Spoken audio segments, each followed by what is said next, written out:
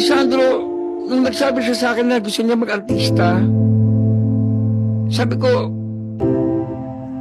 sige, pero hindi kita tutulungan. Alam niyo, minsan yan, sinabi ko sa kanya yan. Hindi kita tutulungan, wala akong tinawagan na kahit sino na makapasok siya sa industriya.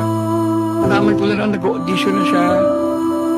At nagulat na ako, isang araw, biglang sabi niya pa, natanggap ako ng Sparkle. Nakuha siya ng Sparkle.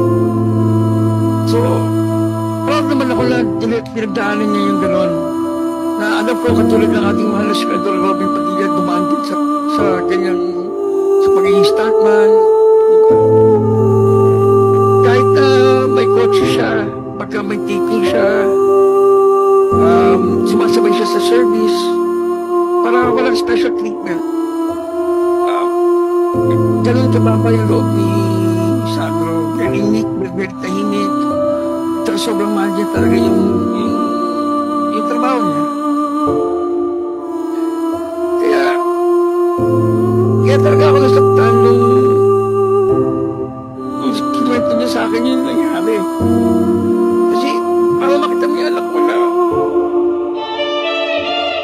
nanginginig at hindi niya halos mahawakan yung telepono niya. Nung kinakwento niya sa akin, yung ginawa sa kanya, lalo na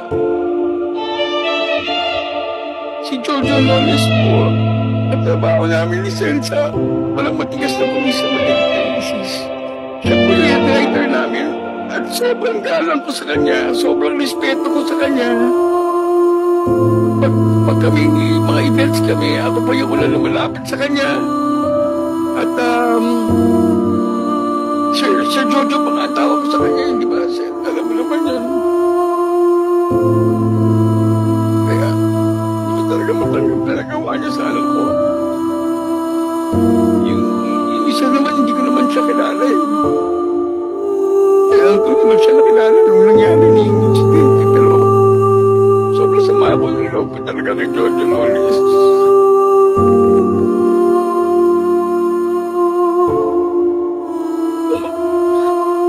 Makita niyo lang po yung anak ko talaga. Nalaman niya kinuwento sa akin. Tapos nalaman ko pala, sabi niya kinuwento sa akin, kinuwento niyo sa kapatid niya, si Alonso Kulak na dating child star din.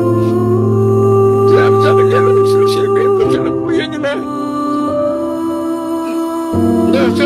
Bro, sana pag nangyari sa inyo, nangyari sa akin.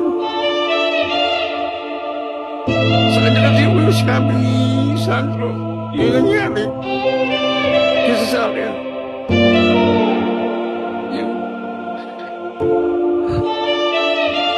Nakasama na lang tayo ng hotel. Kung kaya na lang gawin hindi ka naman po binubod kami bang pero sa isang pamilya na talagang ang malaki na naging contribution sa industriyang ito. What more sa iba? What more sa mga baguhan?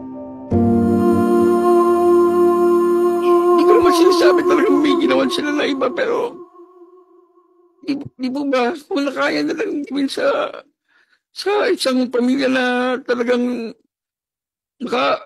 may pundasyon na sa industriyang ito, what more sa iba?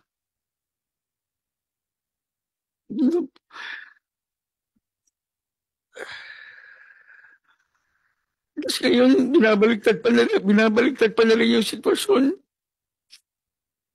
Hindi ko sinasabing GMA, binabaliktad nila Jojo at ni Richard yung nangyari sa mga comments nila, sa mga press release nila.